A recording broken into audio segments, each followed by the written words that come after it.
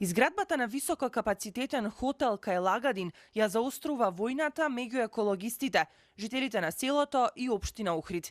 Љупчо Илиевски веќе 10 години престојува во Лагадин и е меѓу првите кои ја потпишале петицијата против изградба на шестокатница на само 50 метри од брегот на езерото во зелениот појас.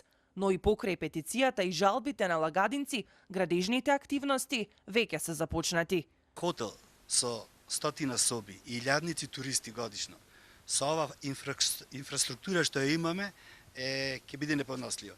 Замислете, паркинг немаме, количината на вода во текот на летниот период не е ограничено. Исто се случува и со струјата, а да не зборуваме за отпадните фекали кои ќе одат директно во езерото. Загадувањето ќе биде енормно.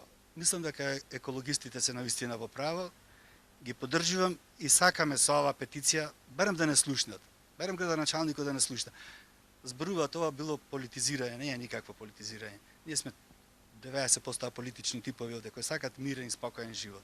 Дополнително остро реагираат и екологистите од Сдруженијето СОС, кои велат дека изградба на хотел во тој појас е незаконска и уништувачка за брегот на езерото. Прашуваат како може да се гради објект за кој не е изработена стратегиска оцена за влијанието врз животната средина пропишана со закон и зошто постојано се игнорира мислењето на жителите. И покрај жалбите и петицијата на граѓаните против градењето на хотелот, неговата изградба е започната. Според зацртаното, хотелот треба да нуди 1600 легла. Истиот беше промовиран во предизборната кампања на партиите.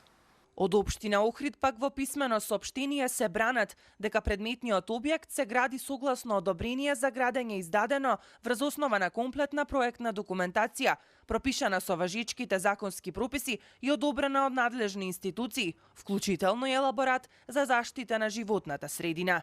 По сите обиди лагадинци, но и екологистите предупредуваат дека реториката во иднина дополнително ќе се заостри, ако корумпираната според нив општина Охрид итно не ја запре интензивната соработка со урбаната мафија. Особено ги изненадува податокот што градителите се поддржани од холандскиот туроператор TUI, кој во светот пропагира заштита на природата.